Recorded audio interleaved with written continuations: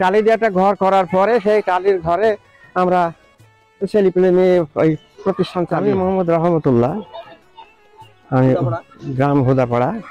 আমি হুদাপাড়া জাহাজমুতা প্রাথমিক বিদ্যালয়ের 1968 সালে প্রতিষ্ঠা লগ্নে আমি শুরু করি এবং আমার সঙ্গে আরও 3-4 জন শিক্ষক ছিল, তাদের নিয়ে আমি এই প্রতিষ্ঠানটা চালু করি। এবং সেই থেকে এই পর্যন্ত মোটামুটি আমি 1985 সাল পর্যন্ত স্কুলেই ছিলাম। এই গ্রামের লোকেরও সহযোগিতা যথেষ্ট ছিল। যেমন এই স্কুলটা ছিল, স্কুলের পিছনে টালির ঘর, কিছু টালি দিয়ে একটা লম্বা ঘর করে সেখানে ওই বাচ্চা কাচ্চা নিয়ে পড়াশোনা করাতাম। প্রথম বছরে কয়জন ভর্তি হয়েছিল?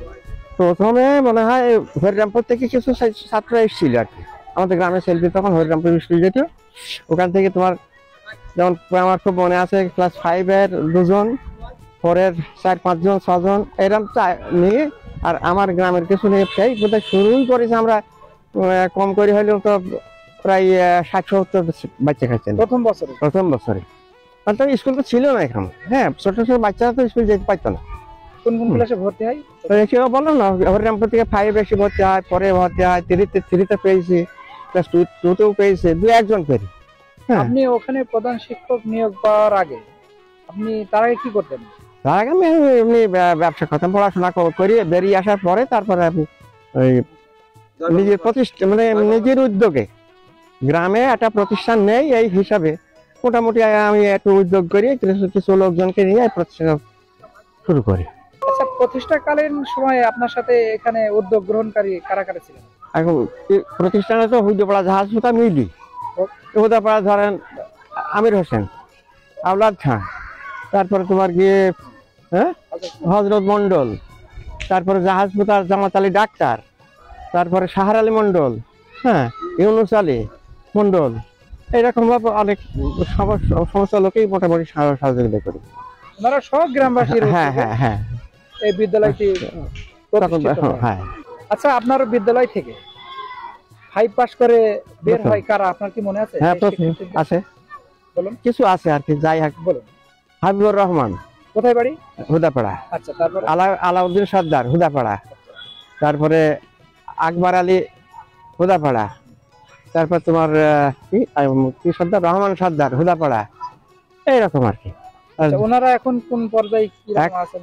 মারা গেছে হাবিবুর, আকবর, 3 জন মারা গেছে।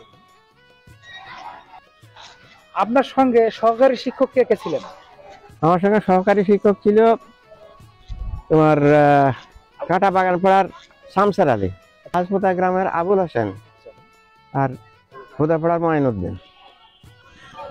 স্যার, প্রথম ভর্তি হওয়া শিক্ষার্থীর নাম কি মনে আছে? Samad Ali master, apple doctor, apple মামা ডাক্তার। হ্যাঁ। তারপরে ইসমাইল মাস্টার, হেডমাস্টার ছিল স্কুলে, মারা গেছে।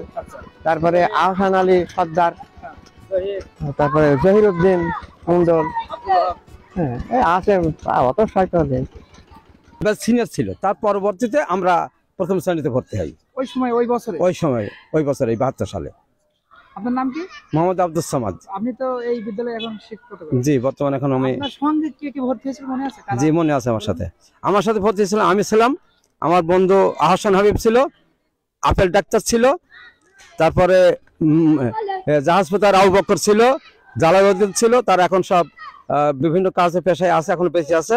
এবং মেয়েরা ছিল সাইরা খাতুন, আনজি খাতুন, রোশনা খাতুন, সালেয়ার খাতুন। এরা আমাদের সাথে একসাথে আমরা লেখাপড়া করেছে। আমি মোহাম্মদ ইসমাইল হোসেন, ভারপ্রাপ্ত প্রধান শিক্ষক, হুদাপাড়া জাহাজপুতা সরকারি প্রাথমিক বিদ্যালয়। আজকের দিনটা আমার কাছে খুবই আনন্দের, কারণ আজকে আমি আমার পাশে এমন একজন ব্যক্তিকে পেয়েছি যিনি এই স্কুলের প্রতিষ্ঠাতা প্রধান শিক্ষক ছিলেন। তিনাকে আজকে কাছে পেয়ে আমি অত্যন্ত আনন্দিত। আমাদেরকে পরামর্শ দেন স্কুলের শিক্ষার মান উন্নয়নের জন্য। মহান আল্লাহর কাছে মানে লাখো কোটি শুকরিয়া, মহান আল্লাহ পাক যে ওনাকে এখনো পর্যন্ত আমাদের মাঝে বাঁচিয়ে রেখেছেন। আমরা ওনার জন্য দোয়া করি, উনি যেন সুস্থভাবে আগামী দিনগুলো ভালোভাবে কাটাতে পারেন। ওনার দীর্ঘায়ু কামনা করছি।